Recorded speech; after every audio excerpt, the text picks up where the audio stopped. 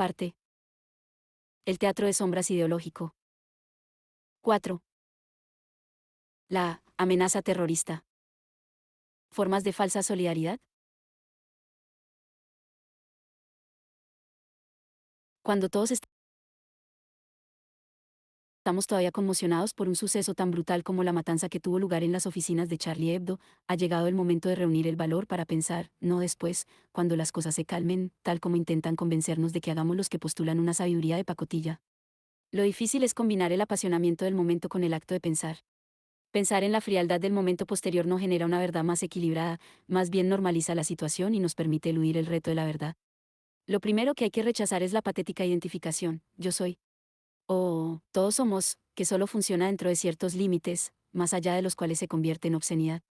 Sí, podemos proclamar, J. Soy Charlie, pero todo comienza a desmoronarse rápidamente con ejemplos como, todos vivimos en Sarajevo. Durante el asedio de Sarajevo a principios de la década de 1990, o todos somos Gaza. Cuando Gaza fue bombardeada por las fuerzas de defensa de Israel, el hecho brutal de que no todos estamos en Sarajevo ni en Gaza es demasiado poderoso como para disimularlo con una identificación patética. Dicha identificación se vuelve absurda en el caso de los musulmanes, muselmaner, que nada tienen que ver con los musulmanes de verdad, son los muertos vivos de Auschwitz, aquellos que han perdido la voluntad básica de seguir viviendo. No es posible afirmar, todos somos musulmanes. A fin de mostrar nuestra solidaridad con ellos, simplemente porque en Auschwitz la deshumanización de las víctimas llegaba hasta tal punto que identificarse con ellas de cualquier manera significativa es imposible. Los musulmanes de Auschwitz quedaban precisamente excluidos del espacio simbólico de la identificación de grupo, y por eso habría sido completamente obsceno reclamar de manera patética, todos somos musulmaner. Y, en la dirección opuesta, también habría sido ridículo proclamar nuestra solidaridad con las víctimas del 11S afirmando, todos somos neoyorquinos, pues serían millones los habitantes del tercer mundo que dirían de forma enérgica, sí, nos encantaría ser neoyorquinos, danos un visado. Y lo mismo se puede decir de la matanza de Charlie Hebdo, aunque todos podemos identificarnos fácilmente con Charlie, habría sido mucho más difícil, incómodo. Incluso, proclamar patéticamente, todos somos de Vaga, pues en este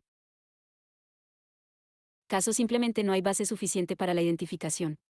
Para aquellos que no lo hayan pillado, Vaga es una pequeña población del noreste de Nigeria en la que Boko Haram, después de ocuparla, ejecutó a la totalidad de sus 2000 residentes. Pensar significa ir más allá de la emoción solidaria universal que estalló en los días posteriores al suceso y culminó en el espectáculo del sábado, 11 de enero, en el que importantes políticos de todo el mundo se cogieron de la mano, de Cameron a Lavrov, de Netanyahu a Abbas, una imagen de hipocresía y falsedad como ha habido pocas.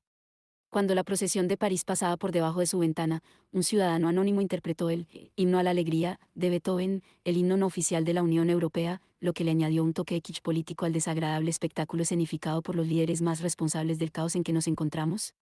¿Y qué decir de la obscenidad del ministro de Asuntos Exteriores ruso, Lavrov, que se unió a la fila de dignatarios que protestaban contra la muerte de los periodistas? Si se hubiera unido a esa manifestación en Moscú, donde docenas de periodistas han sido asesinados, lo habrían arrestado enseguida. Y de la obscenidad de Netanyahu, abriéndose paso a empujones hasta la primera fila, cuando en Israel la sola mención en público de Al-Nakba, la catástrofe de 1948 para los palestinos, está prohibida. ¿Dónde está aquí la empatía con el dolor y sufrimiento del otro? Y el espectáculo fue literalmente escenificado. En las fotos que aparecieron en los medios de comunicación daba la impresión de que la fila de líderes políticos encabezaba una gran multitud que caminaba por una avenida, lo que indicaba su solidaridad y unidad con el pueblo, solo que el suceso simplemente fue escenificado como una foto para la prensa. Una fotografía de toda la escena tomada desde arriba muestra claramente que detrás de los políticos no había más de un centenar de personas, con un amplio espacio vacío detrás de ellos y a su alrededor patrullado por la policía. Lo cierto es que el auténtico gesto de solidaridad con Charlie Hebdo habría sido publicar en su portada una gran caricatura que se burlara de manera brutal y con mal gusto de ese suceso, con dibujos de Netanyahu y Abbas, Lavrov y Cameron, y otras parejas que se abrazaron y se besaron apasionadamente mientras afilaban los cuchillos a su espalda. Aunque yo soy un ateo recalcitrante, creo que esa obscenidad fue demasiado incluso para Dios, que se sintió obligado a intervenir con una obscenidad propia digna del espíritu de Charlie Hebdo, en el momento en que el presidente François Hollande abrazaba a Patrick Pelloux, el médico y columnista de la publicación, delante de las oficinas de esta, un pájaro defecó sobre el hombro derecho de Hollande, mientras los trabajadores de la revista intentaban reprimir una risa incontrolable, una respuesta realmente divina a lo real de ese desagradable ritual. Recordemos el tema cristiano de una paloma que desciende para entregar un mensaje divino. Además, en algunos países se considera un signo de buena suerte que un pájaro te cague en la cabeza. Sí, los ataques terroristas de París deberían condenarse sin paliativos. Solo que deberían condenarse de verdad, para lo cual hace falta algo más que el simple y patético espectáculo de la solidaridad de todos nosotros, gente libre, democrática y civilizada, contra el criminal monstruo musulmán.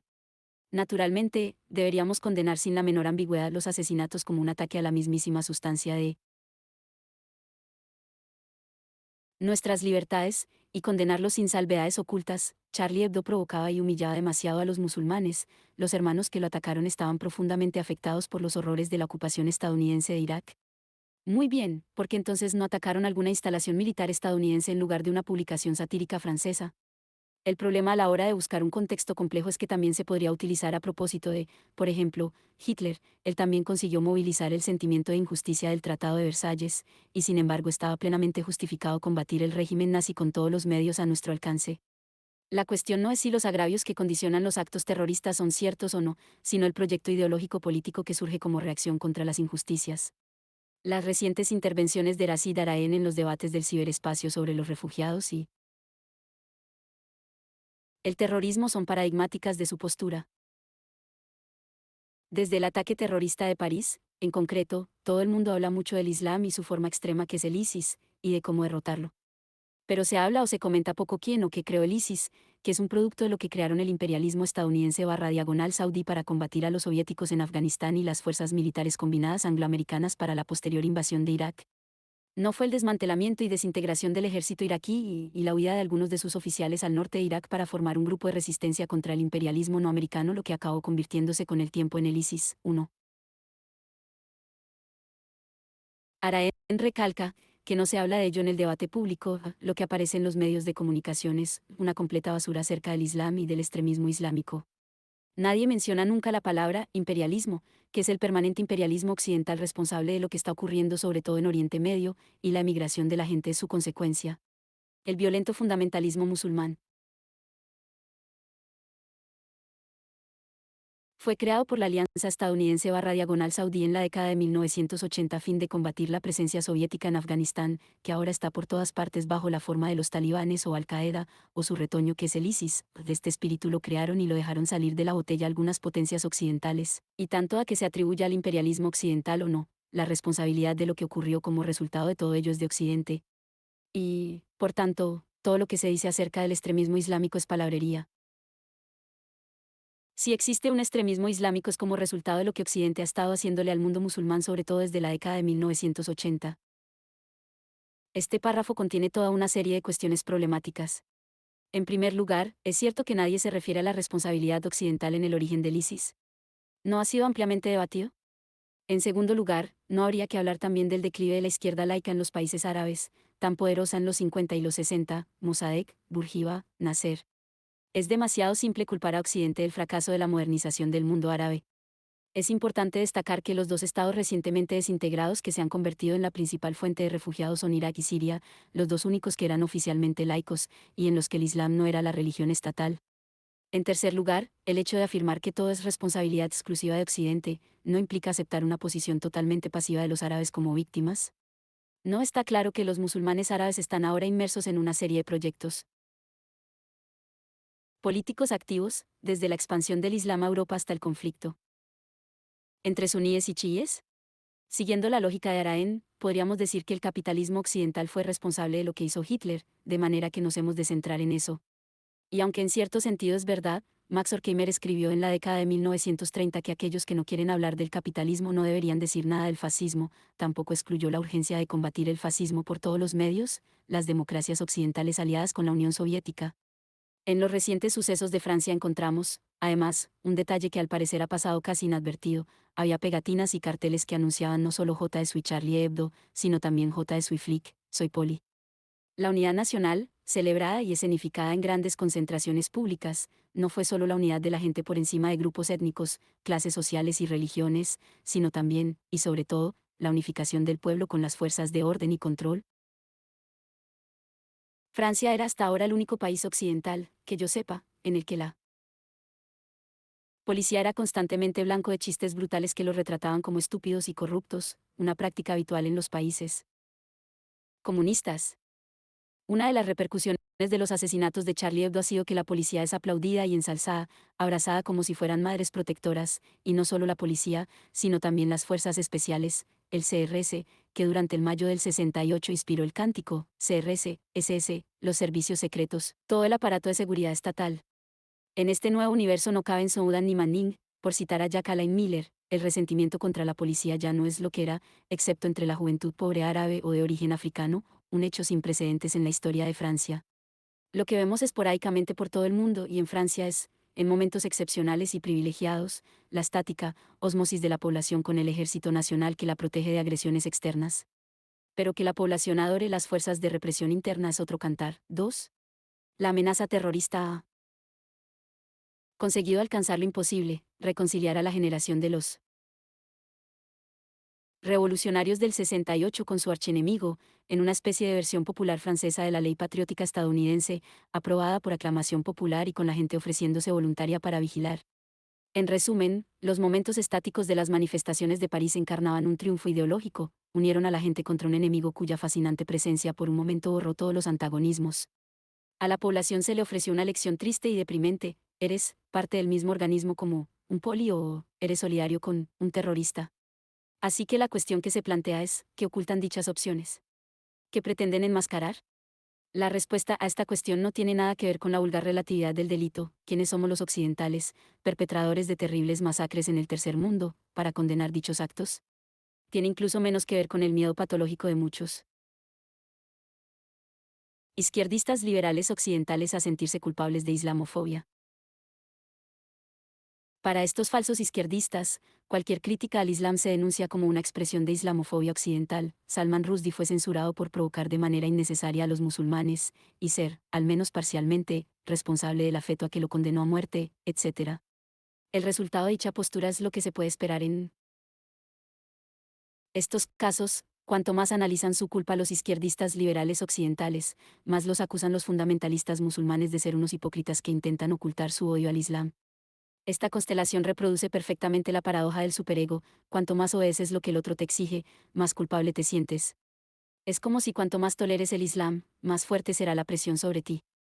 Una de las repercusiones de esta postura de superego es que nuestros medios de comunicación liberales prefieren minimizar los incidentes sexuales con los refugiados y los inmigrantes. Tenemos aquí dos casos. En 2015, una activista en contra de las fronteras fue violada en grupo por unos inmigrantes sudaneses en un campo de refugiados italianos cerca de la frontera francesa. Sin embargo, los que trabajaban con ella la convencieron de que no denunciara el delito, aduciendo que la publicidad perjudicaría a los refugiados y la causa de abrir las fronteras. 3. Y después del carnavalesco espectáculo de Nochevieja en la estación de Ferrocarril de Colonia, un memorándum de la policía expuso en detalle una petición del ministerio que había ordenado a la policía suprimir el uso de la palabra violación en sus informes. 4. Aunque esta minimización sea comprensible, el peligro es que alimente la desconfianza de los medios de comunicación y aumente la visibilidad de la prensa derechista anti-inmigración, y que al final acabemos viéndola como la única que se atreve a llamar a las cosas por su nombre. Sin embargo, en el caso de un suceso ocurrido hace poco en Noruega, la postura de lo políticamente correcto ha alcanzado un nuevo extremo. En abril de 2016 se denunció que, un par de años antes, Karsten Nordalauken, un joven político izquierdista noruego que se declaraba antirracista y feminista, fue violado analmente en su casa por un refugiado somalí, al que posteriormente detuvieron y condenaron a 4 años de cárcel. Al finalizar su condena, las autoridades intentaron deportarlo a Somalia. Cuando Auken se enteró, publicó una serie de textos en los que explicaba que ahora se sentía culpable y responsable, sentía una fuerte sensación de culpa y responsabilidad. Yo era la razón de que ya no estuviera en Noruega, y de que lo hubieran enviado de vuelta a un futuro incierto y sombrío en Somalia. Auken también Escribió que consideraba a su violador, producto sobre todo de un mundo injusto, producto de una educación marcada por la guerra y la desesperación. Auken no niega en absoluto el impacto traumático que le produjo la violación, admite que, para poder sobrevivir a la crisis, se refugió en las drogas y el alcohol. Me siento olvidado e ignorado. Pero no me atrevo a hablar de ello, temo que me ataquen de todos lados. Me da miedo que las chicas no me deseen y que los demás hombres se rían de mí. Me da miedo que me consideren antifeminista cuando afirmo que habría que prestar más atención a los jóvenes que están luchando. Los hombres y los muchachos deben saber que es bueno hablar de sus sentimientos. A los hombres y a los muchachos se les ignora. Para mí, el resultado fueron años de depresión, insultos, soledad y aislamiento. 5. Resulta fácil sucumbir al sentido común populista, burlarse de la locura y el masoquismo de la corrección política llevada al extremo. Así pues, lo primero que hay que hacer es señalar que el hecho suscitó tanto interés. Porque el delito lo cometió un inmigrante, hay violaciones constantemente ignoradas por los medios de comunicación. Lo segundo es que la ley debería ser la misma para todos, no hay que conceder ningún trato especial a los inmigrantes, ni más severo ni más tolerante. Y por fin deberíamos elogiar que Auken subraye el importante tema de las víctimas masculinas de la violencia sexual y sus consecuencias. El problema es otro, el sentimiento de culpa y responsabilidad de Auken por lo que le ocurrió a su violador. Esta postura encarna la versión extrema del axioma de la corrección política: nosotros, los hombres occidentales blancos, somos en última instancia responsables incluso cuando nos ocurre algo horrible, por lo que deberíamos sentirnos responsables del culpable cuando es castigado. El culpable no es realmente un agente, sino una víctima pasiva de las circunstancias, y su delito es producto de un mundo injusto, producto de una educación marcada por la guerra y la desesperación. Considero esta postura un caso ejemplar de patología perversa. Si nos la tomamos en serio, se puede ampliar de manera indefinida. ¿Acaso no somos todos víctimas de las circunstancias y la educación? ¿No se puede decir lo mismo de un sacerdote pedófilo que abusa de docenas de niños? ¿O de un violador que abusa brutalmente de las mujeres? Y su víctima, la mujer violada y golpeada, también debería sentirse culpable y responsable. La postura de Auken no es, por tanto, una extraña excentricidad, sino la extrapolación de la postura políticamente correcta. Deberíamos seguir aquí el axioma básico del psicoanálisis: de lo que uno es radicalmente responsable es de la manera en que goza de las cosas. El goce significa que, en esta situación, nadie es tan solo una víctima. Lo que convierte en culpables a todos los perpetradores de delitos sexuales es el modo en que subjetivizan su situación reaccionando ante ella con un acto de violencia sexual. Siempre somos plenamente responsables de nuestra forma de gozar de las cosas, y en este contexto el goce no debería limitarse a la sexualidad directa, pues incluye todas las formas de humillación de la víctima, de hacerla sufrir. El hambriento granjero somalí que somete a su hija a una cliteroectomía no es menos responsable que un acaudalado sádico occidental que viola a esclavas sexuales. ¿El fundamentalismo es premoderno o posmoderno?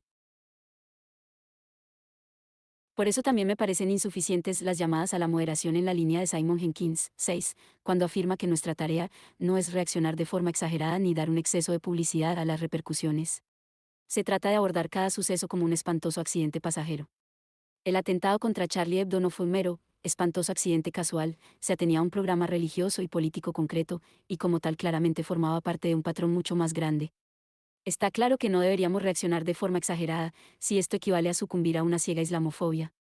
La mejor manera de comprender la cuestión es formular una pregunta sencilla: ¿los fundamentalistas musulmanes son un fenómeno premoderno o moderno? Las cosas se vuelven mucho más ambiguas. Si le preguntamos a un anticomunista ruso a qué tradición hay que achacar los horrores del estalinismo, obtenemos dos respuestas opuestas. Algunos ven en el estalinismo, y en el bolchevismo general, un capítulo de la larga historia de la modernización occidental de Rusia, una tradición que comenzó con Pedro el Grande, sino antes, con Iván el Terrible, mientras que otros culpan al atraso ruso, a la larga tradición del despotismo oriental que había predominado. Así, mientras que para el primer grupo los modernizadores occidentales desbarataron de manera brutal la vida orgánica de la Rusia tradicional y la reemplazaron por un estado de terror, para el segundo grupo la tragedia de Rusia fue que la revolución socialista ocurrió en un momento y un lugar equivocados, en un país atrasado sin tradición democrática. No es algo similar al fundamentalismo islámico que encuentra su, hasta ahora, expresión extrema en el ISIS.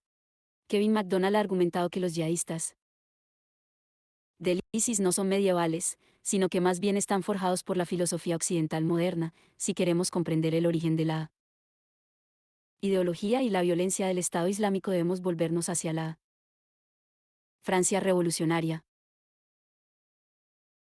Cuando Abu Bakr al-Baghdadi pronunció su discurso de julio en la gran mezquita de Mosul proclamando la creación del Estado Islámico y asimismo como califa, citó extensamente al pensador indio pakistaní Aulala Maududi, el fundador del partido Jamaat Islami en 1941 y creador del término contemporáneo, Estado Islámico. Un punto clave de su pensamiento es su interpretación de la Revolución Francesa, que según él ofrecía la promesa de un Estado fundado sobre una serie de principios, en oposición al Estado fundado sobre una nación o un pueblo. Para Maududi, en Francia este potencial desapareció, para hacer realidad este potencial habría que esperar al Estado Islámico. En la Francia revolucionaria, es el Estado el que crea a sus ciudadanos, y no hay que permitir que nada se interponga entre el ciudadano y el Estado. Este ciudadano universal, separado de la comunidad, la nación o la historia, se halla en el núcleo de la visión de Maududi de la ciudadanía en el Islam. Al igual que el Estado francés revolucionario creaba a sus ciudadanos, donde el ciudadano era impensable fuera del Estado, también el Estado Islámico crea a sus ciudadanos. No te fijes en el Corán para comprender lo que estoy diciendo, fíjate en la Revolución Francesa y en última instancia en la secularización de una idea cuyos orígenes se remontan al cristianismo europeo, extra ecclesiam nulla salas, fuera de la Iglesia no hay salvación, una idea que se transformó con el nacimiento de los modernos estados europeos en extra stato nulla persona, fuera del Estado no existe personalidad legal. Esta idea todavía tiene a día de hoy un poder extraordinario, es el origen de lo que significa ser un refugiado. Si el Estado del ISIS es profundamente moderno, también lo es su violencia. Los combatientes del ISIS no simplemente matan, pretender humillar, como hemos visto en las últimas semanas mientras conducían a la muerte a los reservistas sirios, vestidos tan solo con los calzoncillos. Y pretenden deshonrar los cuerpos de las víctimas, sobre todo a base de manipulaciones post-mortem. 7. Aunque hay un elemento de verdad en este comentario, su tesis básica resulta profundamente problemática. No solo se acerca demasiado a esa autoinculpación políticamente correcta de Occidente. Lo más importante es que el paralelismo entre el ISIS y la Revolución Francesa es puramente formal, igual que el paralelo que a veces se traza entre el nazismo y el estalinismo como dos versiones del mismo, totalitarismo, una serie parecida de medidas opresoras extremas enturbia a veces no. Solo un contenido social e ideológico distinto, sino un funcionamiento diferente de las propias medidas opresoras, por ejemplo, en el nazismo. No hay nada parecido a las purgas estalinistas. El elemento de verdad reside en el hecho de que el tema de la total subordinación del hombre a Dios, que, entre otras religiones, encontramos en el Islam, lejos de sustentar necesariamente una visión de esclavitud y subordinación,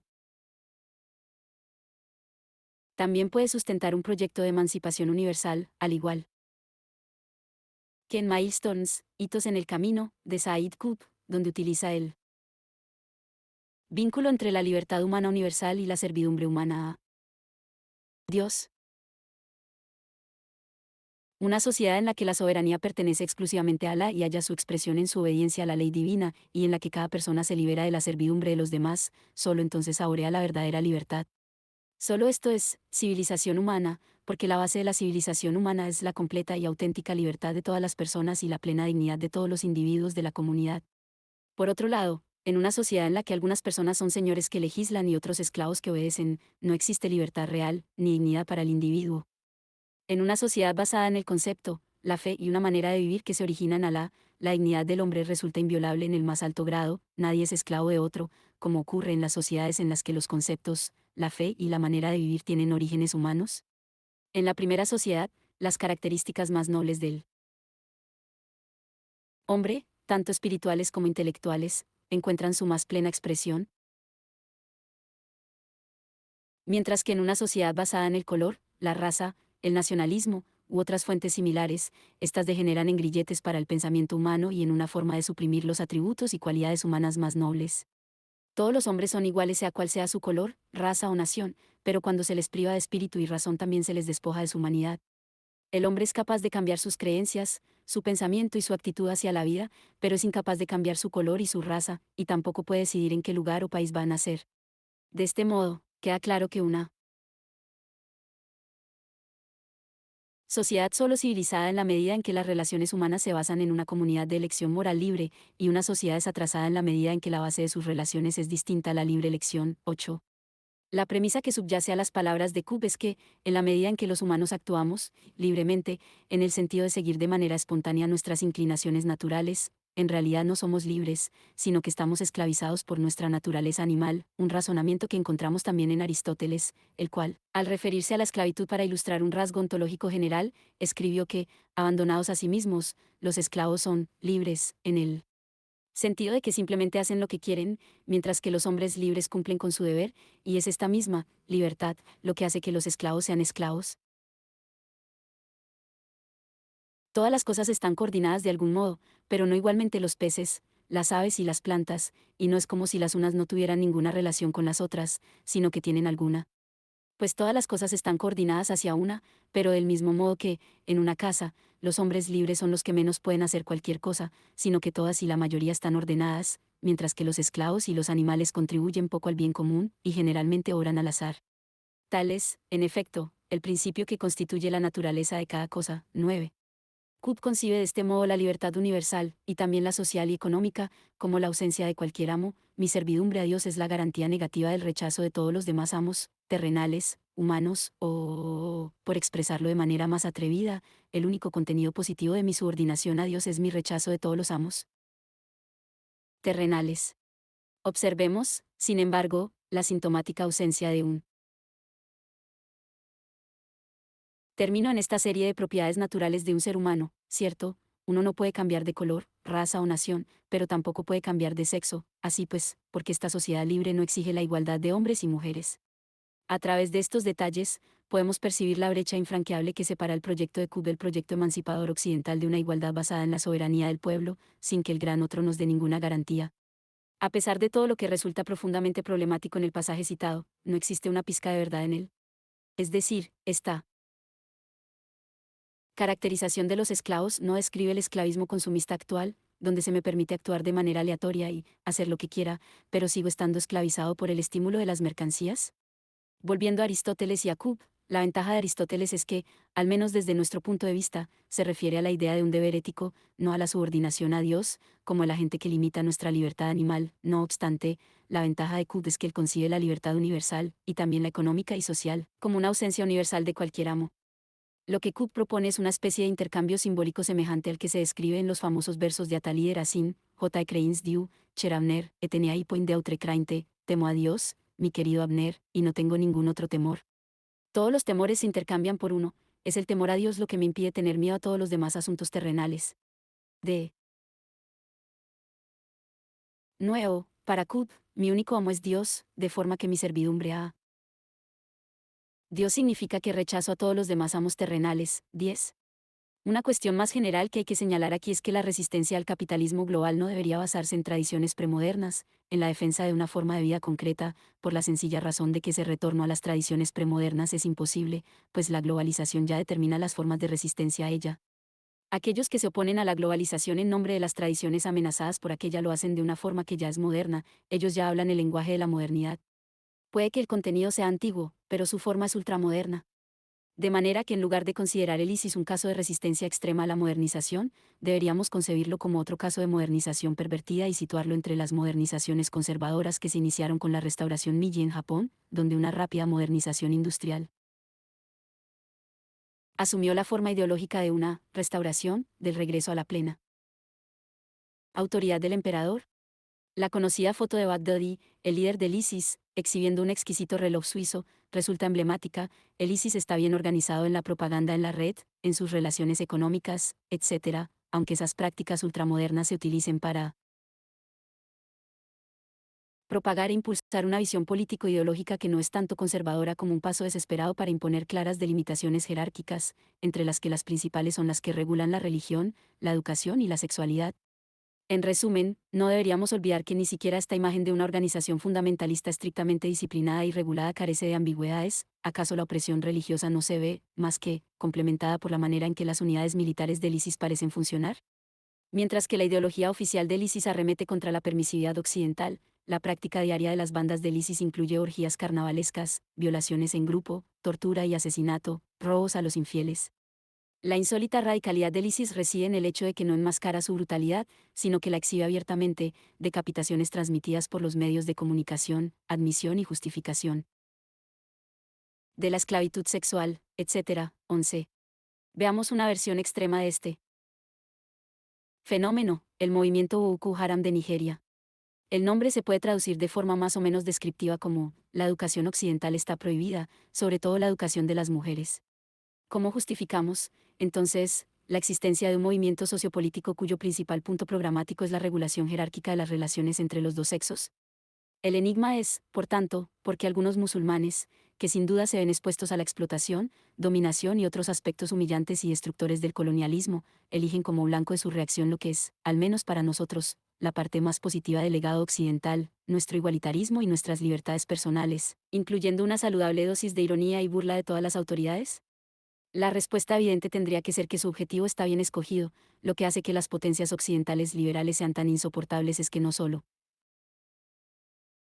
practican la explotación y la dominación violenta, sino que, para colmo de males, presentan esta brutal realidad bajo la apariencia del opuesto, la libertad, la igualdad y la democracia.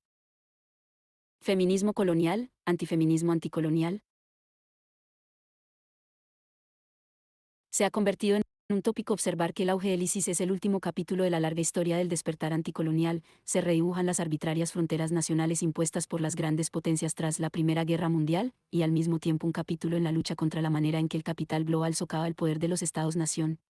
Pero lo que produce miedo y consternación es otro rasgo del régimen del ISIS. Las declaraciones públicas de sus autoridades dejan claro que, para ellos, la principal tarea del poder estatal no es la regulación del bienestar de su población, la salud, la lucha contra el hambre, lo que realmente importa es la vida religiosa, procurar que toda la vida pública obedezca a las leyes religiosas.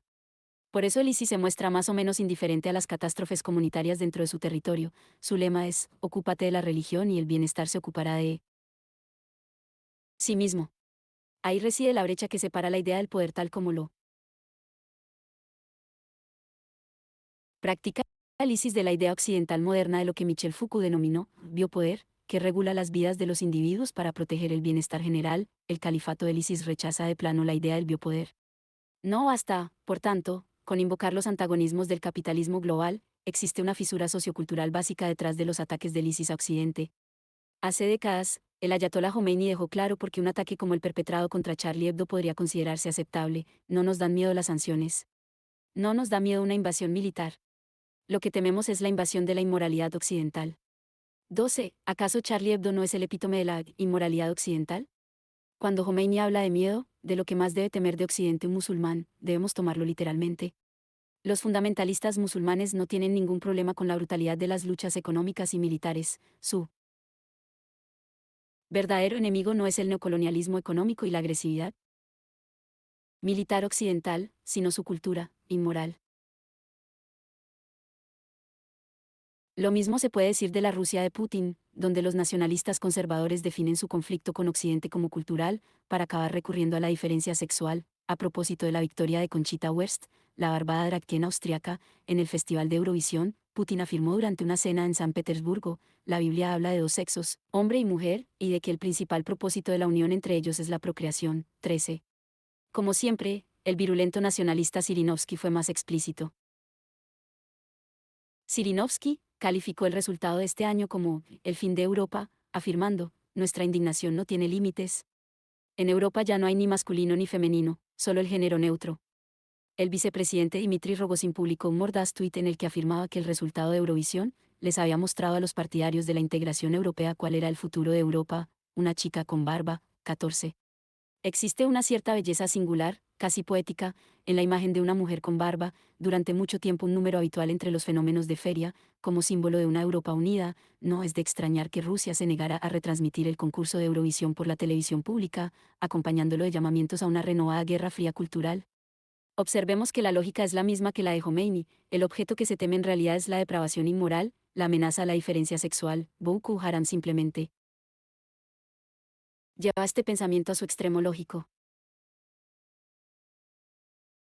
En muchos países de África y Asia, los movimientos gay también se perciben como una expresión del impacto cultural de la globalización capitalista y de cómo socava las formas sociales y culturales tradicionales. En consecuencia, la liberación gay surge como un aspecto de la lucha anticolonial. ¿No se puede decir lo mismo de Boko Haram?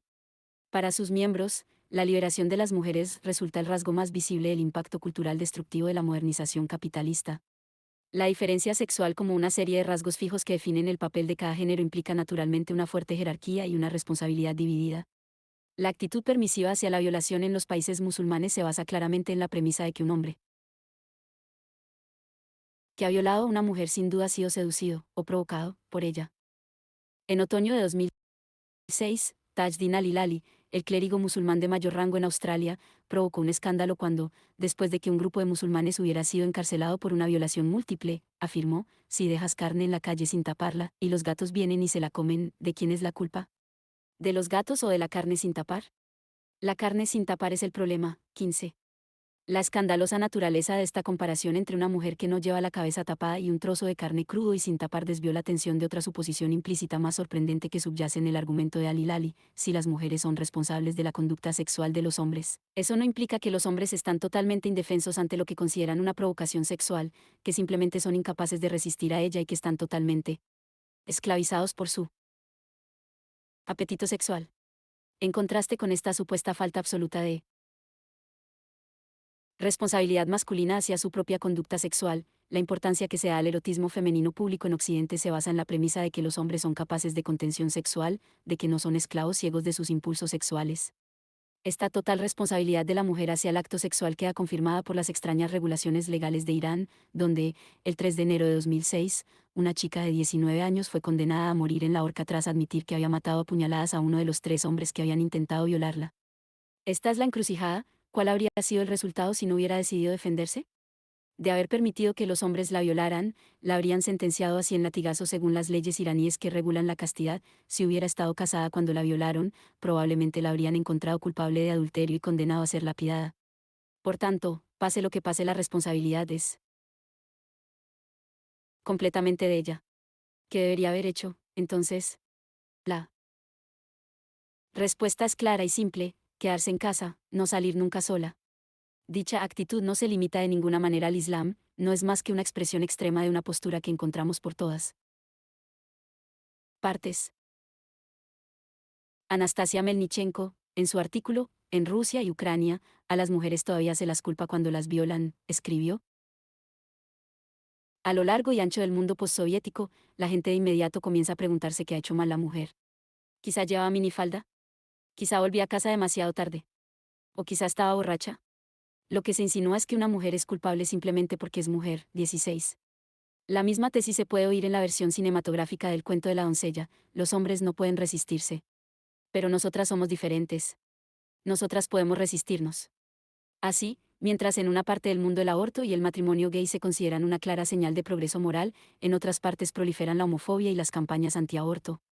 En junio de 2016, Al Jazeera informó de que una holandesa de 22 años denunció a la policía que la habían violado después de drogarla en un club nocturno de categoría de Doha, y el resultado fue que un tribunal catarí la condenó por haber mantenido relaciones sexuales ilegítimas y le fue concedida una suspensión de la sentencia de 1 año.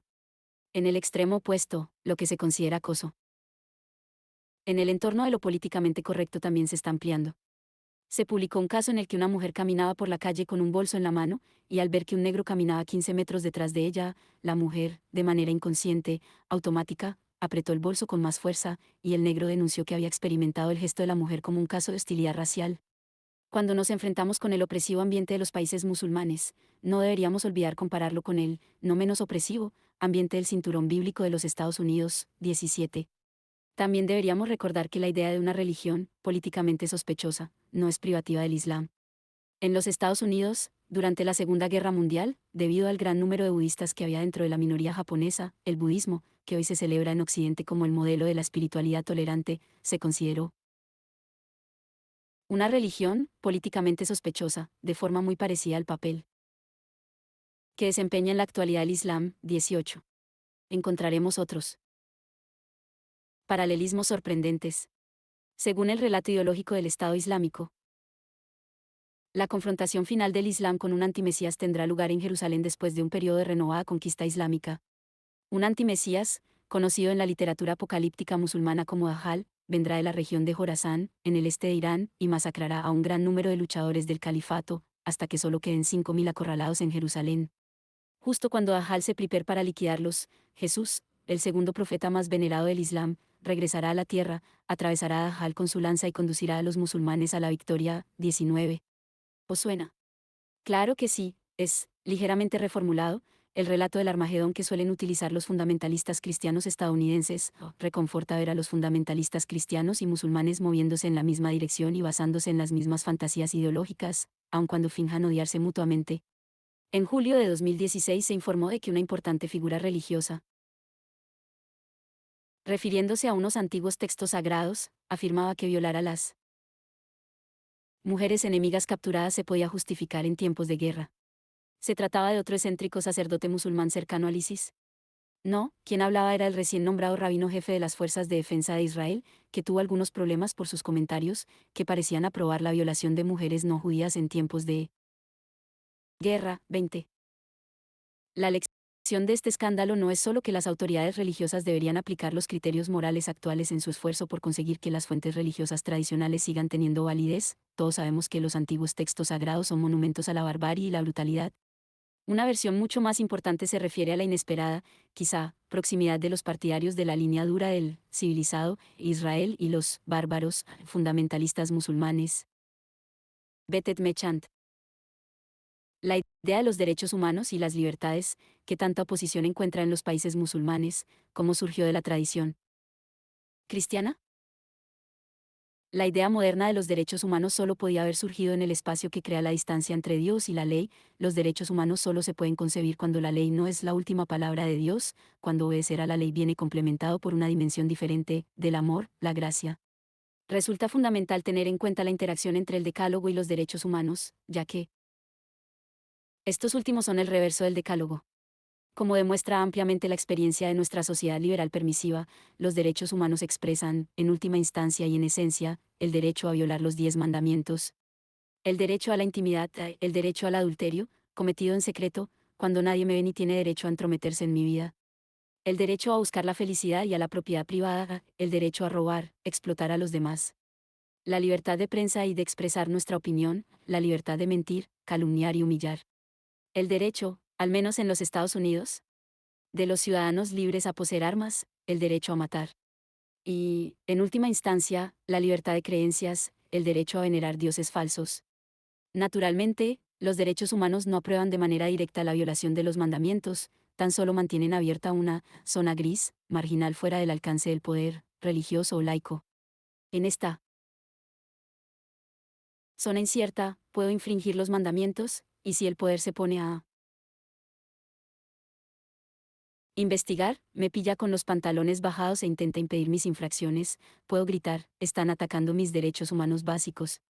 De este modo, la cuestión es que resulta estructuralmente imposible que el poder trace una línea clara de separación e impida el mal uso de un derecho humano sin vulnerar su uso correcto, es decir, un uso que no infrinja los mandamientos. 21. El humor brutal de Charlie Hebdo pertenece a esta zona gris. Deberíamos recordar que Charlie Hebdo comenzó en 1970 como sucesor de Harakiri, una revista prohibida por haberse burlado de la muerte del general de Gaulle. Después de que una de las primeras cartas de los lectores acusara a Harakiri de ser una revista estúpida y desagradable, Betet Mechant, la frase fue adoptada como eslogan oficial de la revista, y pasó al lenguaje cotidiano.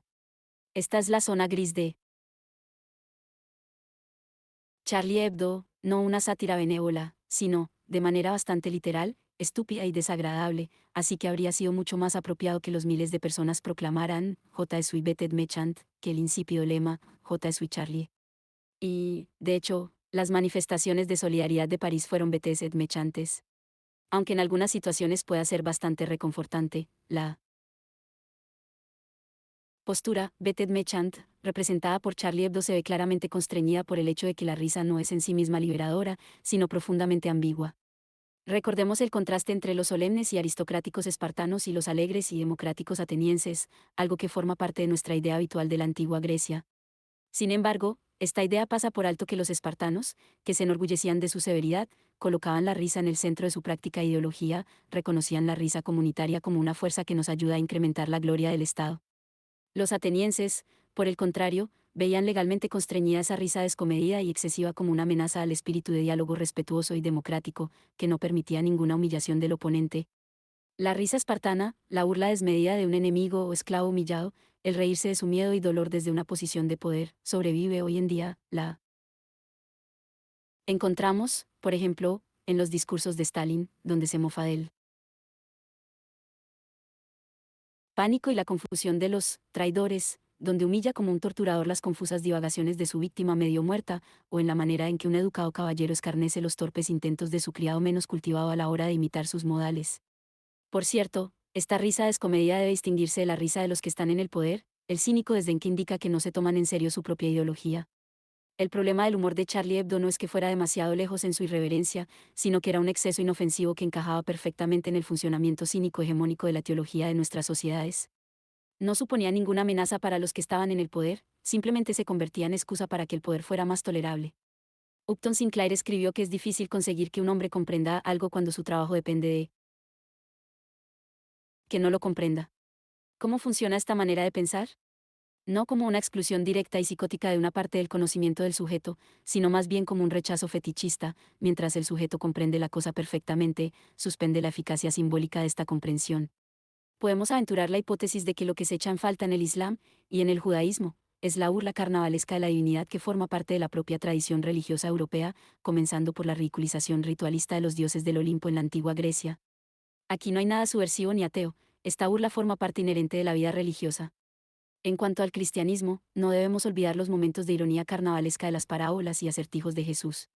Incluso la crucifixión contiene su propio espectáculo blasfemo y burlón bajo la forma de ese rey que monta un asno que es Cristo, con una corona hecha de espinas. El Islam, naturalmente, posee su propio embés carnavalesco, pero funciona de otra manera. Cuando los medios de comunicación no hablaban de otra cosa que del suceso de Colonia, ya fuera para demonizarlo como la brutal intrusión de la barbarie musulmana o intentando minimizarlo desesperadamente, pasó desapercibido un rasgo fundamental. Durante las protestas anti-Mubarak de la plaza de Tahrir, ocurrieron en muchas ocasiones sucesos parecidos. Grupos de manifestantes se ponían a bailar alrededor de una mujer, invadían su intimidad, la tocaban de manera obscena y a veces incluso la violaban. La gran mayoría de los reporteros occidentales decidió hacer caso omiso de los abundantes incidentes de ese tipo que estaban presenciando por simpatía con los manifestantes y para que no los tomaran por partidarios de Mubarak. Sucesos similares ocurren a menudo en Cisjordania y en otros lugares de Oriente Medio. Una prueba, si es que se precisa alguna, es que el incidente de Colonia formaba parte de la tradición carnavalesca de Oriente Medio que ignora la difícil situación de la mujer. En este contexto se debería abordar el tema sensible de los múltiples modos de vida, mientras que en las sociedades liberales laicas, occidentales el poder estatal protege la libertad pública e interviene en el espacio privado, por ejemplo, cuando sospecha que hay abusos infantiles, dichas intrusiones en el espacio doméstico, la violación de dominios privados, es algo que la ley islámica rechaza, aunque la comunidad deba tenerse a un comportamiento público mucho más estricto. Para la comunidad, lo que importa en el Islam es la práctica social del sujeto, incluyendo la publicación verbal, no sus pensamientos internos, sean cuales sean. 22. Aunque, como dice el Corán, que el que quiera tenga fe, y el que no, que la rechace. 6 y 29, este derecho a pensar lo que uno desee, no incluye el derecho a expresar las creencias morales o religiosas en público con la intención de convertir a la gente para que asuma un falso compromiso. 23. Por eso, para los musulmanes, es imposible permanecer en silencio cuando se enfrentan a la blasfemia, su reacción es tan apasionada porque, para ellos, la blasfemia no es libertad de expresión ni el desafío de una nueva verdad, sino algo que busca trastocar una relación existencial. 24. Desde el punto de vista liberal occidental, naturalmente, existe un problema con los términos enlazados por este ni, y si la libertad de expresión incluye actos que trastocan una relación existencial. ¿Y si una nueva verdad pudiera tener también ese efecto agitador? ¿Y si una nueva conciencia ética consiguiera que la relación existencial actual pareciera injusta? Yasri Khan, militante musulmán del Partido Verde sueco, se negó a estrecharle la mano a una periodista, aduciendo que el acto era demasiado íntimo. Cuando lo criticaron, afirmó que esa crítica reflejaba prejuicios etnocéntricos que abundan incluso dentro del Partido Verde, que, por lo demás, aboga por la diversidad cultural. ¿Cómo combinas la diversidad y la libertad religiosa con una idea etnocéntrica e intransigente de la igualdad de géneros? 25. Aunque el acto de Khan se podría justificar, al menos en parte, su defensa apunta al meollo del problema. La igualdad de géneros, que debería incluir el apretón de manos entre hombre y mujer en público, realmente puede rechazarse como una idea etnocéntrica e intransigente. Y al revés, se puede defender la sumisión de las mujeres como un componente de una identidad cultural concreta que estamos obligados a respetar. ¿Dónde ponemos los límites? Si a los musulmanes no solo les es imposible permanecer en silencio cuando se enfrentan a la blasfemia, sino también permanecer inactivos, sin hacer nada, una acción que puede incluir actos violentos y mortíferos, entonces lo primero que hay que hacer es situar esta actitud en su contexto contemporáneo. No se podría decir exactamente lo mismo del movimiento antiaborto cristiano. A ellos también les resulta imposible permanecer en silencio ante los centenares de miles de fetos que se matan cada año, una matanza que comparan con el Holocausto. Es aquí donde comienza la verdadera tolerancia, la tolerancia de lo que experimentamos como imposible de soportar, el imposible a soportar, tal como lo expresó Lacan, y a este nivel la corrección política de la izquierda liberal se acerca al fundamentalismo religioso con su propia lista de cosas ante las que resulta imposible permanecer en silencio, nuestras propias blasfemias sobre lo que se percibe como el sexismo, el racismo y otras formas de intolerancia. Es fácil burlarse de la regulación islámica de la vida cotidiana, un rasgo que comparte con el judaísmo, por cierto, pero ¿y la lista políticamente correcta de gestos de seducción que se pueden considerar acoso verbal, de chistes que se pueden considerar racistas, sexistas incluso, especistas, si uno se burla demasiado de otras especies animales? Lo que se debería recalcar aquí es la contradicción inmanente de la postura de la izquierda liberal, la postura libertaria de una ironía y burla universales, que se mofa de todas las autoridades, espirituales y políticas, la postura encarnada por Charlie Hebdo, tiende a convertirse en su opuesto, una sensibilidad excesiva al dolor y la humillación del otro. Es precisamente por culpa de esta contradicción por lo que casi todas las reacciones de la izquierda a las matanzas de París siguieron la pauta predecible, aunque de manera correcta sospechaban que había algo tremendamente disparatado en el espectáculo de consenso liberal y solidaridad con las víctimas, fueron capaces de condenar los asesinatos solo después de muchas aburridas matizaciones del tipo, nosotros también somos culpables. El temor a que, al condenar claramente los asesinatos, bordeemos el peligro de la islamofobia, es algo política y éticamente equivocado. No hay nada islamofóbico en condenar de manera tajante los asesinatos de París, del mismo modo que no hay nada antisemita en condenar de manera tajante la política de Israel hacia los palestinos. En el momento en que uno busca cualquier tipo de equilibrio, llega el fiasco ético-político. Lo que esto significa es que, cuando abordamos el conflicto palestino-israelí, deberíamos atenernos a unos criterios fríos e inflexibles y suspender el impulso de intentar comprender la situación, deberíamos resistir completamente la tentación de comprender el antisemitismo árabe, allí donde nos lo encontremos, como reacción natural ante la triste situación de los palestinos, y de comprender las medidas israelíes como una reacción natural al recuerdo del Holocausto. No habría que mostrar ninguna comprensión ante él hecho de que en muchos países árabes, si no en casi todos, desde Arabia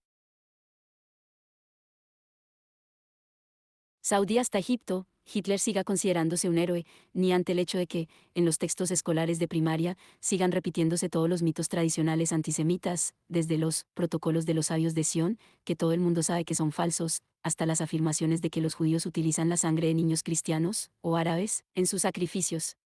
Afirmar que este antisemitismo articula, de una manera desplazada, la resistencia contra el capitalismo no lo justifica en absoluto, el desplazamiento no es aquí una operación secundaria, sino el gesto fundamental del embaucamiento ideológico. Lo que sí implica esta afirmación es la idea de que, a largo plazo, la única forma de combatir el antisemitismo no consiste en predicar la tolerancia liberal, etc., ni interpretar y juzgar, juntos, lo que son actos singulares, sino arrancarlos de su textura histórica. Cuando cualquier protesta pública contra las actividades de las Fuerzas de Defensa de Israel en Cisjordania se denuncia como expresión de antisemitismo, y, al menos de manera implícita, se coloca en el mismo cesto que el rechazo del Holocausto, es decir, cuando se busca permanentemente la sombra del Holocausto a fin de neutralizar cualquier crítica a las acciones de Israel, entonces no basta con insistir en la diferencia entre el antisemitismo y la crítica de las medidas concretas del Estado de Israel. Deberíamos dar un paso más y afirmar que es el Estado de Israel el que, en este caso, está profanando la memoria de las víctimas del Holocausto, manipulándolas de manera descarada, instrumentalizándolas para legitimar sus decisiones políticas actuales.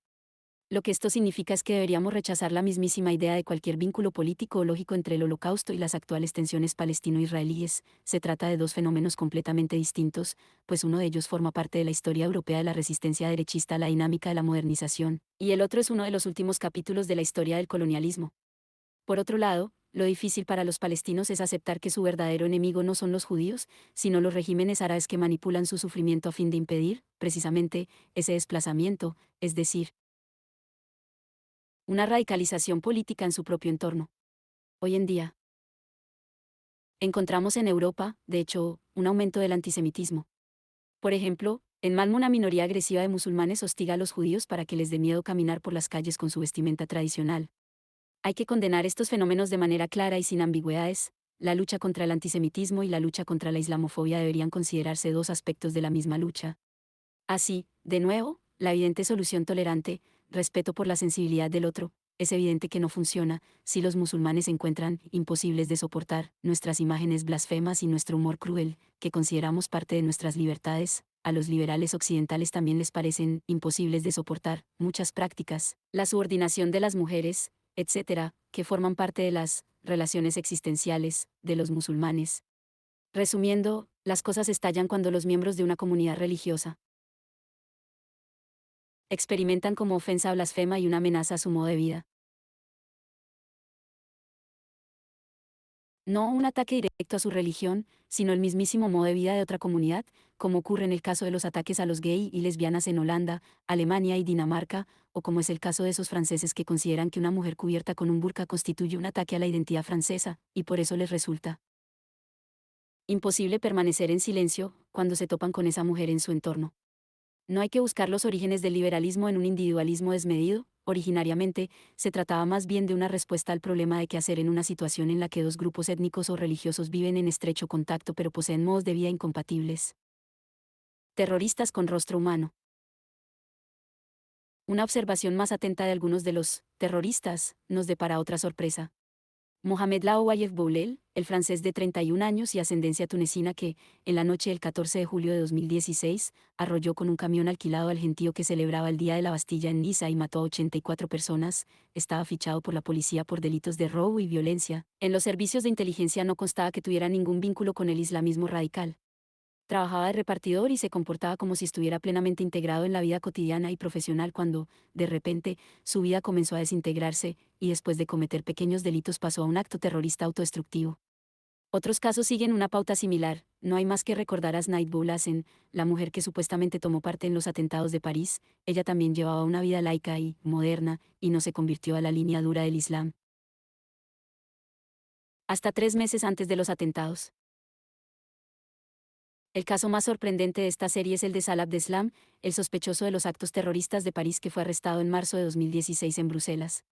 Lo primero que llama la atención es que no se trata de ningún Mohamed Atta, no es una figura de solemne y austero fanatismo, inhumano, sino completamente humano, en el sentido habitual de la palabra, exhibe todas las debilidades habituales, se cuenta que lloraba a menudo, y es una persona amable, que sonríe mucho, amante de la música de baile, bebedor y que comulga con muchos aspectos de lo que consideramos choix de vivre.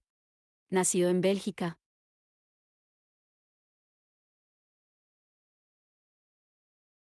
Abdeslam es un ciudadano francés de ascendencia marroquí que trabajó de mecánico en la STIB, la empresa de transportes públicos de Bruselas, desde septiembre de 2009 hasta 2011. No está claro por qué lo despidieron, quizá a causa de repetidas ausencias o de algún acto delictivo. Pero desde diciembre de 2013 Abdeslam estaba encargado en un bar en Molenbeek, un local frecuentado por clientes magrebíes y un centro de tráfico de drogas. Resumiendo, Abdeslam procedía de una familia plenamente integrada, tenía un trabajo fijo y participaba de la vida cotidiana habitual. ¿Por qué se radicalizó? La historia de su vida forma una especie de tríada hegeliana: ciudadano trabajador normal, cae en las drogas y la subcultura delictiva, para acabar en un descenso barra diagonal ascenso final al terror religioso. Esta es la razón aducida por otro de los tiradores de los atentados de París, Abdelhamid Abaoud, que, en un videoclip de promoción del ISIS, le dirige al público una pregunta sencilla: ¿estás satisfecho con tu vida?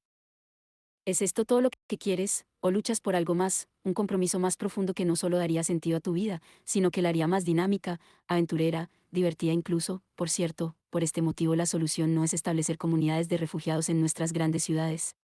Por lo general, los terroristas proceden de lugares como ese, representan la rebelión de la segunda generación de hijos contra sus padres integrados. El problema no es la falta de integración, reaccionan contra la integración en la sociedad occidental como tal, una sociedad que consideran decadente. Deberíamos evitar caer aquí en el concepto sociopsicológico barato de una generación alienada que es incapaz de encontrar nada que llene su vida en nuestra sociedad consumista. Peor incluso es buscar un paralelismo entre la violencia de izquierdas y derechas, un tema habitual de los centristas liberales. Hay muchos tipos de violencia, y la cuestión no es descalificar a priori cualquier tipo de violencia, sino indagar a qué tipo de violencia nos enfrentamos. Recordemos las protestas estudiantiles de Grecia de 2008, que amenazaban con propagarse por toda Europa, desde Croacia hasta Francia. Muchos observadores han detectado que su rasgo fundamental era su naturaleza violenta, no violenta en el sentido de matar gente, sino violenta en el sentido de alterar el orden público y destruir objetos, bien escogidos, de propiedad privada y estatal con el objetivo de alterar el correcto funcionamiento de la maquinaria estatal y capitalista.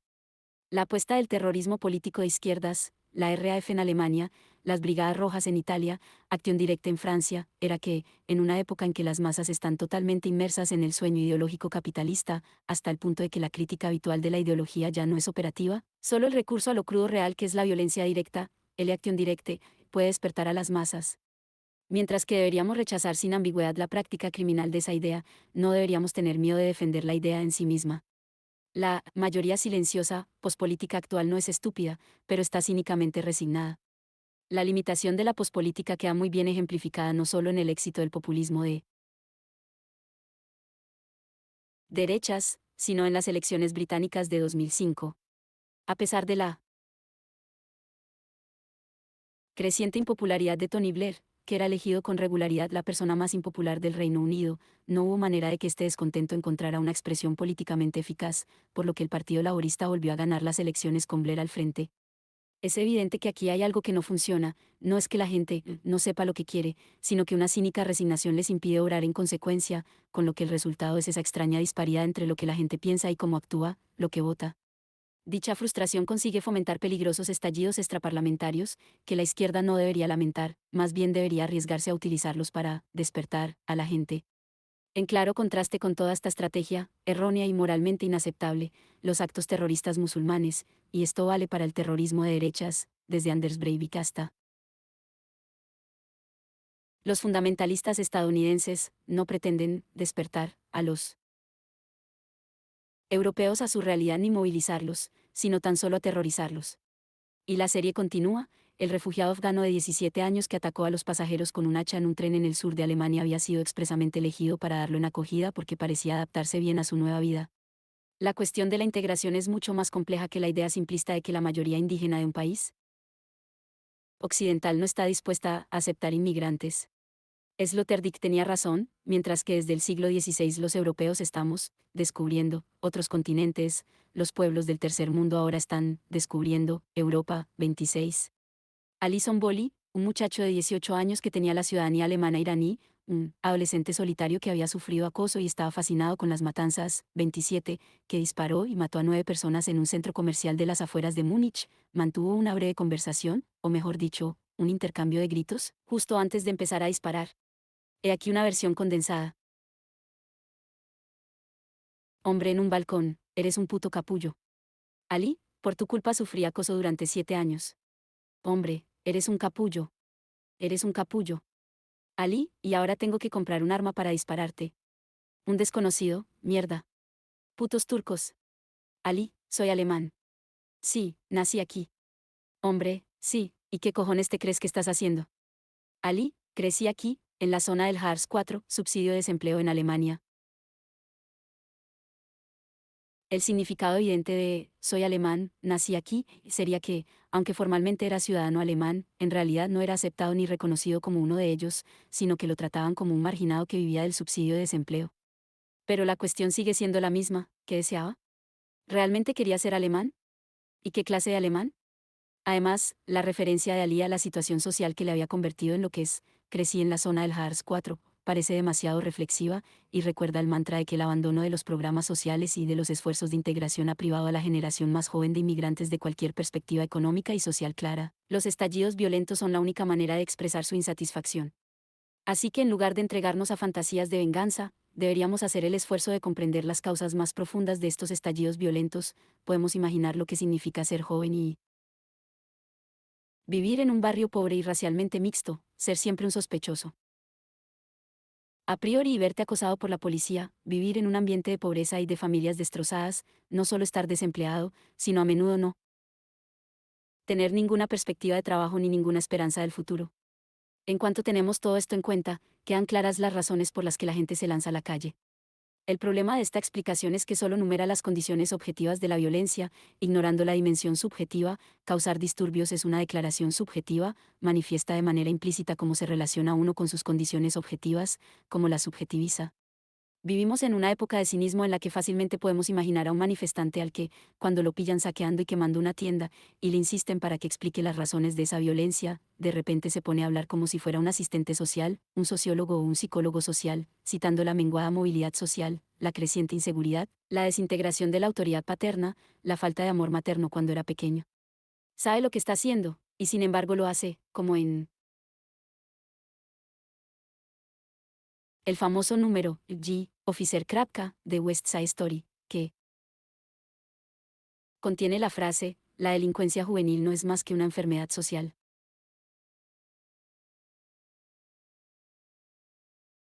Caramba, agente Krapka, estamos muy enfadados, jamás tuvimos el amor que deberían tener los chiquillos. No somos delincuentes, somos incomprendidos. En el fondo somos buenos. Mi padre es un cabrón, mi madre una hija de puta, mi abuelo siempre está borracho, mi abuela vende María. Mi hermana tiene bigote, mi hermano se pone vestido. Dios mío, por eso soy un desastre. Agente Krapka, es usted un gandul. Este chaval no necesita un médico, solo un trabajo normal. La sociedad le ha jugado una mala pasada, y sociológicamente está enfermo. Los delincuentes juveniles no son solo una enfermedad social, sino que afirman serlo, y de manera irónica escenifican diferentes explicaciones de cómo han llegado a esta situación, igual que lo haría un asistente social, o un psicólogo o un juez. A fin de comprenderlo, deberíamos distinguir, en una especie de análisis espectral, los diferentes estilos del racismo contemporáneo. En primer lugar encontramos el rechazo sin reparos al viejo estilo del otro musulmán, despótico, bárbaro, ortodoxo, correcto, oriental, en nombre de los valores auténticos, cristianos, democráticos, civilizados, occidentales. Luego está el racismo, reflexivo, políticamente correcto, la percepción multiculturalista de que los musulmanes son un terreno abonado para los horrores étnicos y la intolerancia, para las pasiones guerreras primitivas e irracionales, en oposición al proceso liberal democrático posterior al Estado-nación de resolver los conflictos mediante las negociaciones racionales, los compromisos y el respeto mutuo. El racismo se eleva aquí al cuadrado, se atribuye al otro mientras nosotros ocupamos la conveniente posición de un observador neutral y benévolo, que ve con justificada consternación los horrores que ocurren ahí abajo. Y finalmente nos encontramos con el racismo invertido, celebra la autenticidad exótica del otro musulmán que, en contraste con los inhibidos y anémicos europeos occidentales, todavía exhibe sus prodigiosas ansias de vivir. Esto nos lleva a otro rasgo fundamental de este racismo reflejo, le da la vuelta a la distinción entre el desprecio cultural hacia el otro y el racismo sin paliativos. Por lo general, el racismo se considera la versión más poderosa y radical del desprecio cultural. Nos enfrentamos al racismo cuando el simple desprecio de la cultura del otro se eleva a la idea de que el otro grupo étnico es, por razones inherentes, biológicas o culturales, inferior al nuestro. Sin embargo, el racismo, invertido, actual es paradójicamente capaz de expresarse en los términos del franco respeto por la cultura del otro. En la Sudáfrica del apartheid, no era la justificación oficial el hecho de que las culturas negras debían conservarse en su singularidad y no disolverse en la mezcla de culturas occidental? Y hoy en día, ¿acaso los racistas europeos como Le Pen no hacen hincapié en que lo que piden es tan solo el mismo derecho a la identidad cultural que los africanos y otros piden para ellos? Resulta demasiado sencillo rechazar estos argumentos con la afirmación de que el respeto por el otro es aquí simplemente hipócrita. El mecanismo con que nos encontramos es más bien el del rechazo característico de la escisión fetichista. Sé muy bien que la cultura del otro es digna del mismo respeto que la mía, y sin embargo, la desprecio con todas mis fuerzas. La cuestión más general que hay que señalar aquí es la lección hegeliana de que la reflexivización barra diagonal mediatización global genera su propia inmediatez brutal, y quien mejor la capta es Etienne Balibar al postular la crueldad excesiva no funcional como rasgo de la vida contemporánea. 28. Una crueldad cuyas figuras varían desde la masacre racista, fundamentalista, y barra diagonal o religiosa, hasta los absurdos, estallidos violentos que llevan a cabo los adolescentes y los indigentes en nuestras megalópolis, una violencia que me siento tentado a calificar de malvado, una violencia que no se basa en ningún razonamiento utilitario ni ideológico. Cuando se habla de que los extranjeros nos roban el trabajo, o de que representan una amenaza para nuestros valores occidentales, no debemos engañarnos. Cuando lo analizamos atentamente, pronto queda claro que todo esto no es más que una racionalización secundaria bastante superficial. La respuesta que en última instancia nos da un skinhead es que lo que le hace sentir bien es apalear extranjeros, que su presencia le molesta. Lo que nos encontramos aquí es sin duda un ide malvado, es decir, una maldad estructurada y motivada por el desequilibrio más elemental en la relación entre el ego y la jouissance, por la tensión entre el placer y la jouissance en el mismísimo corazón del cuerpo extranjero. El ide malvado representa de este modo el cortocircuito más elemental en la relación del sujeto con el objeto causa de su deseo primordialmente ausente, lo que nos importa del otro, judío, japonés, africano, turco, es que parece mantener una relación privilegiada con el objeto, el otro o bien posee el objeto tesoro, pues no lo ha arrebatado, y por eso no lo tenemos nosotros, o supone una amenaza a nuestra posesión del objeto. Lo que deberíamos proponer aquí es el juicio infinito, hegeliano, y postular la identidad especulativa de estos estallidos, inútiles y excesivos, de inmediatez violenta, que lo único que muestran es odio puro y desnudo, no sublimado, hacia la otredad, con la reflexivización global de la sociedad. Quizá el ejemplo definitivo de esta coincidencia sea el destino de la interpretación psicoanalítica. Hoy en día, las formaciones del inconsciente, desde los sueños hasta los síntomas histéricos, definitivamente han perdido su inocencia y están reflexivizados por completo.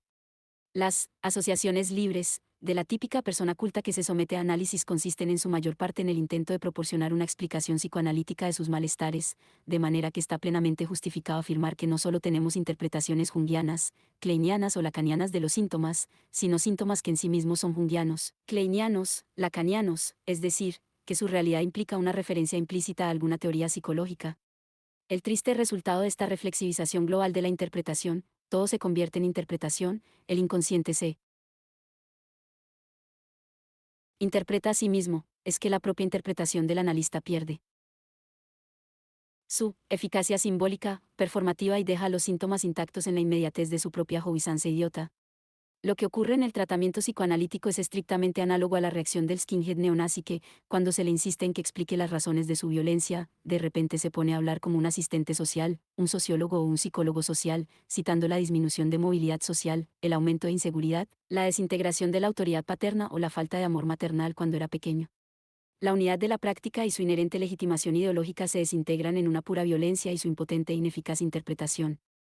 La impotencia de interpretación es también uno de los inevitables reversos de la reflexividad universalizada tan jaleada por los teóricos de la sociedad de riesgo. Es como si nuestra capacidad reflexiva pudiera florecer solo en la medida en que extrae su fuerza de, y se basa en, algún puntal sustancial, prereflexivo, mínimo que elude su comprensión, de manera que su universalización tiene lugar a costa de su ineficacia, es decir, gracias a la paradójica reaparición de lo bruto real de la violencia, irracional, impermeable e insensible a la interpretación reflexiva. Así pues, cuanto más proclama la teoría social actual el final de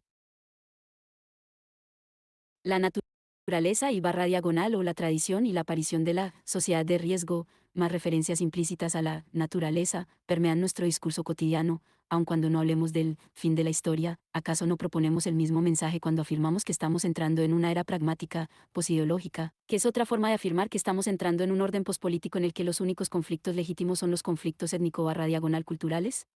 Es habitual que en el discurso público y crítico de hoy en día el término trabajador haya desaparecido del vocabulario, sustituido y barra diagonal o borrado por inmigrantes barra diagonal trabajadores inmigrantes, argelinos en Francia, turcos en Alemania, mexicanos en Estados Unidos.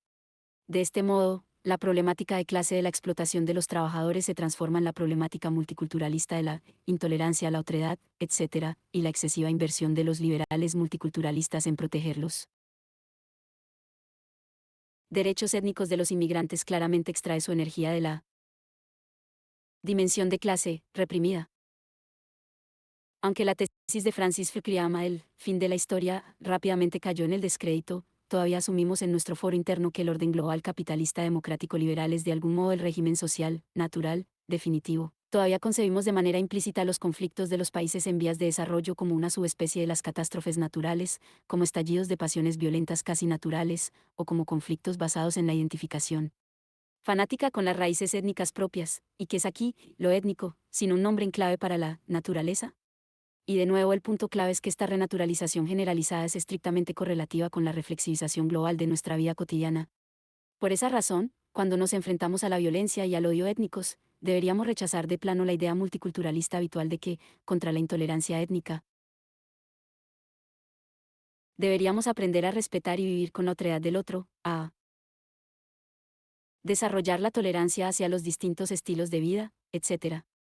La manera de combatir el odio étnico eficazmente no es a través de su contrapartida inmediata, la tolerancia étnica, por el contrario, lo que necesitamos es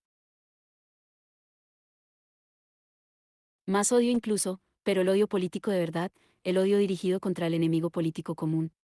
Y no deberíamos incluir en esa misma serie a Andreas Lubitz, el copiloto del vuelo de Germanwings que estrelló su avión en los Alpes franceses y mató a las 150 personas que había a bordo, entre ellas él mismo, puesto que no mantenía vínculo alguno con ningún grupo u organización política ni ideológica diagonal religiosa. Los así llamados expertos han intentado atribuir sus actos a motivos psicológicos, depresión, etc., pero eso no quita que fuera un hombre liberal, sin ideología, moderno, trabajador, que se levantaba a las 5 de la mañana cada día para correr 5 kilómetros, mantenía buenas relaciones con sus amigos, llevaba una vida disciplinada. 29. Así, quizá en lugar de buscar en lejanos recovecos del Islam, hace falta un nuevo enfoque, y no deberíamos olvidar el nihilismo propio de nuestras propias sociedades. Algo no funciona cuando los jóvenes que parecen integrados acaban cometiendo actos terroristas. ¿De dónde viene su odio? Recordemos los disturbios de la periferia de París del otoño de 2005, cuando vimos miles de coches ardiendo y presenciamos un importante estallido de violencia pública. Nos enfrentamos aquí con el reverso habitual del deseo frustrado convertido en agresividad que describe el psicoanálisis, y el Islam simplemente proporciona la forma en la que cimentar este odio autodestructivo. La frustración y la envidia se radicalizan en un odio autodestructor y asesino hacia Occidente, y la gente acaba vengándose de manera violenta. Esta violencia solo puede culminar en actos de autodestrucción orgiástica, sin ninguna visión seria de una sociedad alternativa. No existe potencial emancipador en la violencia fundamentalista, por anticapitalista que pretenda ser, se trata más bien de un fenómeno inherente al universo capitalista global. La reacción de Siatko, o extraños en tierra extraña. Jack Lacan escribió que, aun cuando todas las acusaciones que le hace un marido celoso a su mujer sean ciertas, que se acuesta con otros hombres, por ejemplo, sus celos siguen siendo patológicos. ¿Por qué? La verdadera pregunta no es, ¿están fundamentados sus celos?, sino, ¿por qué necesita los celos para mantener su identidad? Siguiendo el mismo razonamiento, podríamos decir que, aun cuando lo que afirman los nazis de los judíos sea cierto, explotan a los alemanes, seducen a las chicas alemanas, su antisemitismo seguiría siendo, y era, patológico, pues reprime la verdadera razón por la que los nazis necesitaban el antisemitismo a fin de mantener su postura ideológica. Y no se puede decir exactamente lo mismo del creciente temor a los refugiados y los inmigrantes. Por extrapolarlo al extremo, aun cuando casi todos los prejuicios de que son objeto resultarán ser ciertos, que son terroristas fundamentalistas ocultos, que violan y roban, toda la paranoia acerca de la amenaza de la inmigración sigue siendo una patología ideológica que dice más de nosotros los europeos que de los inmigrantes. La cuestión central no es, ¿suponen los inmigrantes una auténtica amenaza para Europa?, sino, ¿qué nos dice esta obsesión con la amenaza de los inmigrantes de la debilidad de Europa? Encontramos aquí dos dimensiones que deberíamos mantener aparte. Una es la atmósfera de temor, de la lucha contra la islamización de Europa, con sus absurdos evidentes, refugiados que huyen del terror se equiparan con los terroristas de los que escapan. Y así se le da un sesgo paranoico al hecho evidente de que entre los refugiados también hay terroristas, violadores, delincuentes, etc., mientras la gran mayoría son gente desesperada que busca una vida mejor. Los inmigrantes parecen, o fingen, ser refugiados desesperados, mientras que en realidad son la punta de lanza de una nueva invasión islámica de Europa, y por encima de todo, como suele ser el caso, la responsabilidad de los problemas inmanentes al capitalismo global actual se proyecta a un intruso externo. Una mirada suspicaz siempre acaba encontrando lo que busca. Las pruebas están por todas partes, aun cuando la mitad enseguida resulten ser falsas. Deberíamos hacer especial hincapié en este punto cuando por toda Europa el miedo a la invasión de los refugiados alcanza proporciones realmente paranoicas. La gente que no ha visto un solo refugiado de verdad reacciona de manera agresiva a la sola propuesta de instalar un centro de refugiados en su proximidad. Las historias sobre incidentes alimentan nuestra imaginación, se propagan como un fuego descontrolado y persisten incluso después de haberse demostrado claramente que eran falsas. Por eso la peor reacción a la paranoia racista contra los inmigrantes es hacer caso omiso de los incidentes y los problemas que ocasiona la inmigración, aduciendo que cada mención crítica de los inmigrantes solo alimenta a los enemigos racistas. En contra de este razonamiento, deberíamos señalar que es este silencio lo que en realidad ayuda a nuestros enemigos racistas, pues alimenta directamente la desconfianza de la gente corriente. ¿Ves? No nos están diciendo la verdad, al fomentar la credibilidad de los rumores y mentiras racistas.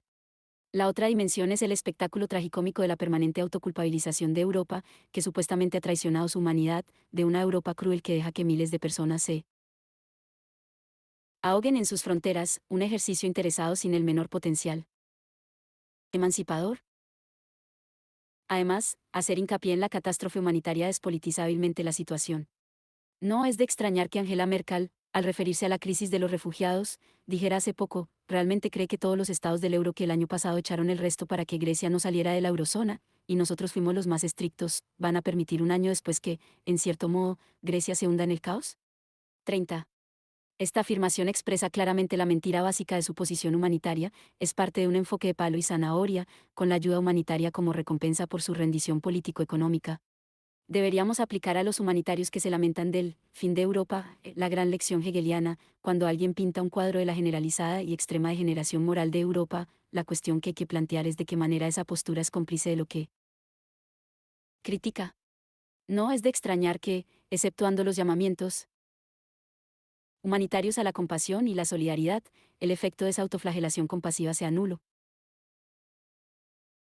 Cuando los liberales de izquierdas elaboran infinitas variaciones sobre el tema de que el auge del terrorismo es el resultado de las intervenciones coloniales y militares occidentales en Oriente Medio, sus análisis, aunque fingen ser respetuosos hacia los demás, destacan como un caso flagrante de racismo condescendiente que reduce al otro al papel de víctima pasiva y lo priva de cualquier programa político.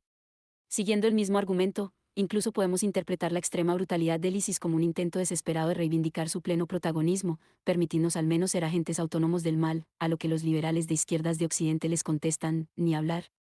Lo sentimos, cuanto más violentos os ponéis, más os convertís en un efecto del imperialismo occidental. Lo que no tiene en cuenta ese punto de vista es que los árabes no son en absoluto tan solo víctimas pasivas de las maquinaciones neocoloniales de Europa y los Estados Unidos.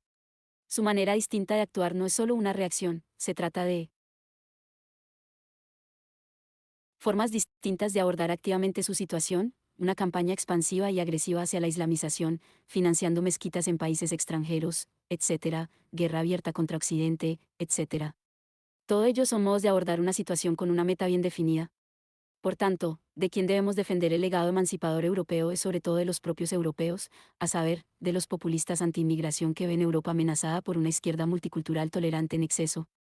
Resulta fácil decir que habría que expulsar a los inmigrantes musulmanes que infringen nuestras reglas y devolverlos a su país de origen, pero ¿y los europeos que violan nuestro legado emancipador? ¿A dónde hay que expulsarlos? Deberíamos estar más atentos a la disimulada proximidad entre ellos y los islamistas fundamentalistas, sobre todo en vista del repentino descubrimiento de los derechos de las mujeres y de los gay por parte de los populistas anti-inmigración, que se oponen a esos derechos en su propia comunidad.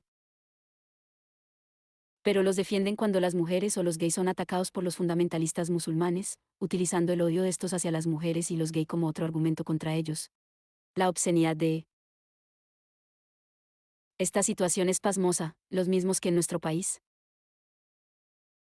Continuamente atacan y se burlan del derecho al aborto y de los matrimonios gay ahora renacen como defensores de las libertades occidentales.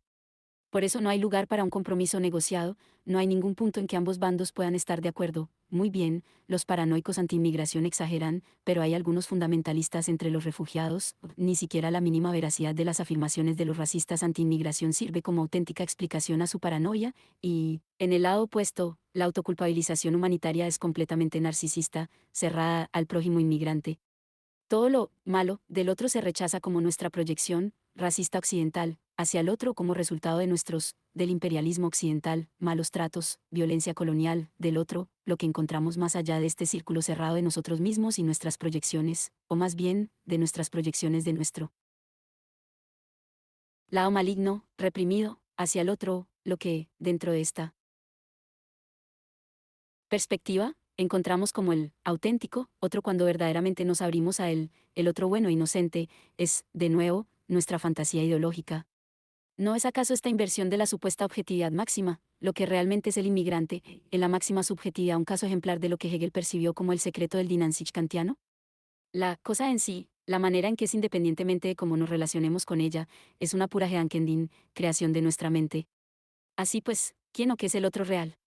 En el mercado actual, encontramos toda una serie de productos privados de su propiedad dañina, café sin cafeína, nata sin grasa, cerveza sin alcohol. Definitivamente deberíamos añadir a esta serie el olor, quizá la diferencia fundamental entre la clase baja y la clase media tiene que ver con cómo se relacionan con el olor. Para la clase media, las clases inferiores huelen mal, sus miembros no se lavan regularmente, o, por citar la respuesta proverbial de un parisino de clase media porque prefiere ir en los vagones de primera clase del metro, no me importaría ir en segunda clase con los trabajadores, pero es que huelen tan mal. Esto nos lleva a una de las posibles definiciones de lo que significa hoy en día el prójimo. Un prójimo es aquel que por definición huele. Por eso hoy en día los desodorantes y los jabones son básicos, consiguen que el prójimo sea mínimamente tolerable. Estoy dispuesto a amar a mi prójimo, siempre y cuando no huela demasiado mal. Hace un tiempo, los científicos de un laboratorio de Venezuela añadieron un elemento más a esta serie, a través de la manipulación genética consiguieron cultivar unas alubias que, al consumirlas, no generaban esos gases malolientes y socialmente embarazosos. Así que, después del café descafeinado, los pasteles sin grasa, los refrescos de cola light y la cerveza sin alcohol, ahora tenemos alubias sin gases. Por tanto, la tarea es hablar con franqueza acerca de todas las cuestiones desagradables sin transigir con el racismo, es decir, rechazar, como concesión a la derecha neofascista, la idealización humanitaria de los refugiados que descarta cualquier intento de abordar abiertamente las difíciles cuestiones de la cohabitación de diferentes formas de vida. Lo que desaparece así es el verdadero encuentro con un prójimo real en su modo específico de vida. Descartes, el padre de la filosofía moderna, observó que, cuando era joven, la manera de ser y las creencias de los extranjeros le parecían ridículas y excéntricas, pero luego se preguntó si nuestra manera de ser no les parecería también ridícula y excéntrica a ellos. El resultado de esta inversión no es un relativismo cultural generalizado, sino algo mucho más radical e interesante. Deberíamos aprender a vernos como excéntricos, a ver nuestras costumbres en toda su extrañeza y arbitrariedad. En el hombre eterno, G.K. Chesterton imagina el monstruo que debió de parecerles el hombre a los animales naturales que lo rodeaban. La verdad más sencilla acerca del hombre es la de que es un ser muy extraño, por cuanto es un desconocido sobre la faz de la tierra. Sin abundar en detalles, presenta una apariencia externa mucho más propia de alguien que trae costumbres extrañas de otras tierras que la de alguien que se haya criado en estas. Cuenta con una injusta ventaja y una injusta desventaja. No puede dormir en su propia piel y no puede confiar en sus propios instintos. Es un creador que mueve las manos y los dedos de forma milagrosa y, al mismo tiempo, es una especie de lisiado. Se hace envolver con vendajes artificiales llamados vestidos y reposa sobre unos soportes artificiales llamados muebles. Su mente posee las mismas dudosas libertades y las mismas salvajes limitaciones. Único entre los animales, se ve arrebatado por la hermosa locura que llamamos risa, como si captara lo que se esconde tras lo oculto del universo. Único entre los animales, siente la necesidad de alejar su pensamiento de las realidades fundamentales de su propio ser corporal, de ocultarlas en la posible presencia de una realidad superior que es causa del misterio de la vergüenza.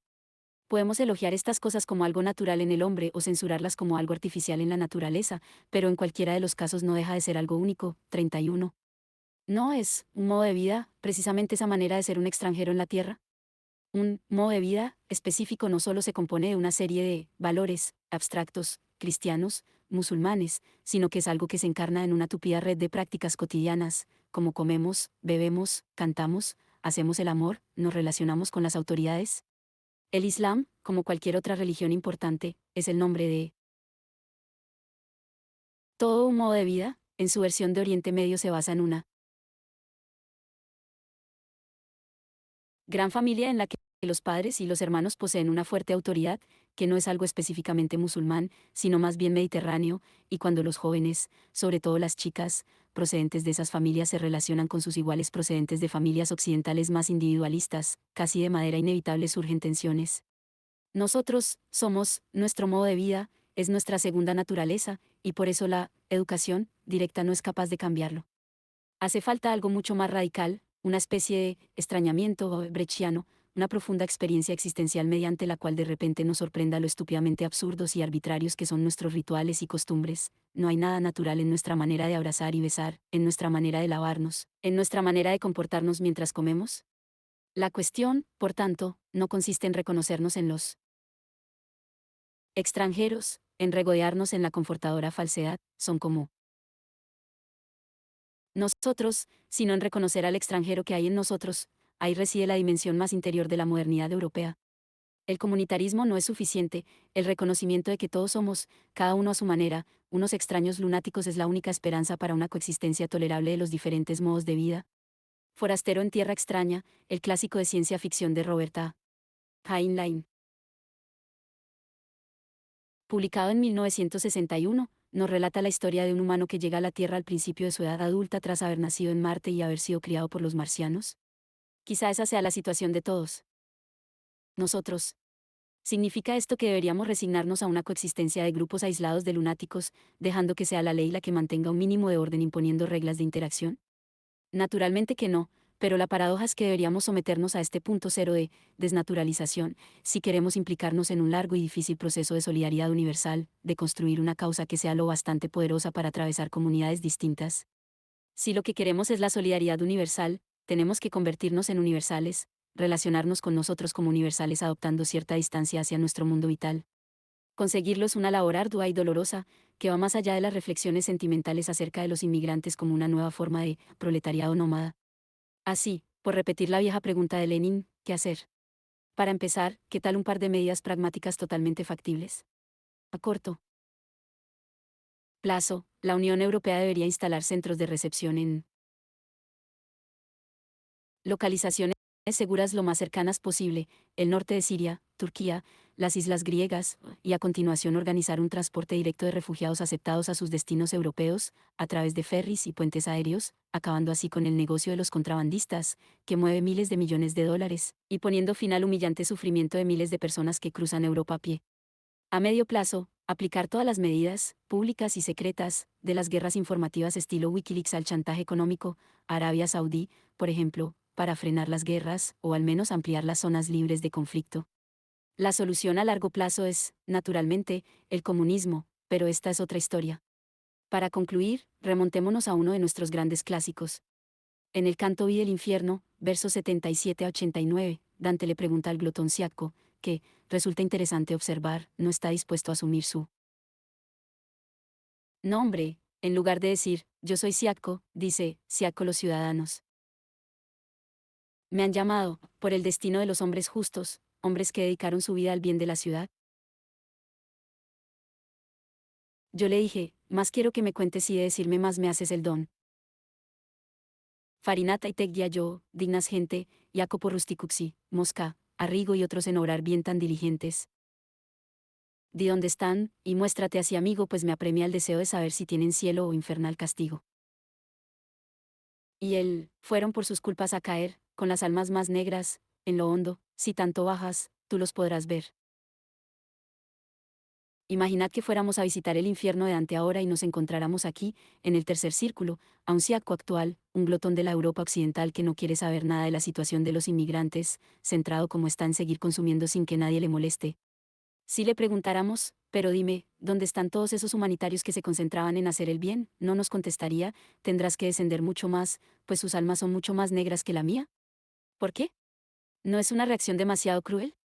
La cuestión es que, por muy autocrítica que pueda parecer, la reacción humanitaria transforma de manera casi imperceptible un problema político-económico en un problema moral de crisis de refugiados y de ayuda a las víctimas. En lugar de atacar a la mayoría silenciosa de clase baja por racista y por ignorar la situación de los inmigrantes, o, como mucho, por ser víctimas estúpidas de la propaganda racista de los medios de comunicación, habría que abordar sus preocupaciones reales, que se expresan de una manera racista. Además, el hecho de defender la aceptación sin restricciones de los inmigrantes, ¿no implica una extraña mezcla de ética y razonamiento pragmático? Nuestro deber es recibir a los refugiados, además eso nos beneficiará, puesto que la población europea está disminuyendo debido a las bajas tasas de natalidad. Pero, ¿por qué la disminución de la población es un problema? ¿No hay ya demasiada gente sobre la Tierra? En lugar de una intervención política propiamente dicha, nos encontramos aquí con la vieja pareja de la moralidad: abre tu corazón a aquellos que sufren, y la biología: Europa necesita sangre nueva para rejuvenecerse. Esta paradoja es un reflejo de otra mucho más profunda, una inversión de las coordenadas políticas habituales, donde la izquierda politiza los conflictos y la derecha los naturaliza barra diagonal despolitiza. En la derecha populista actual, el tema de los inmigrantes no está despolitizado, por el contrario, está politizado en extremo. Se presenta como una acción del enemigo bien orquestada, y es la izquierda política tradicional la que parece verse obligada a recurrir al vocabulario despolitizado. Los inmigrantes son siempre seres humanos que necesitan nuestra ayuda, de manera muy parecida a cuando ocurre un desastre natural. 32. La premisa básica a la hora de abordar el tema de los refugiados debería ser literalmente antihumanista: los humanos en general no son buenos, sino egoístas pervertidos. Incluso cuando parecen sacrificar sus intereses egoístas por una meta común más elevada, casi siempre forma parte de una estrategia para conseguir una satisfacción pervertida. La tarea consiste, por tanto, no en idealizar a los refugiados, sino en aceptarlos como son, iguales a nosotros, no en su humanidad, sino en su oportunismo carente de principios y en sus mezquinas perversiones. 5.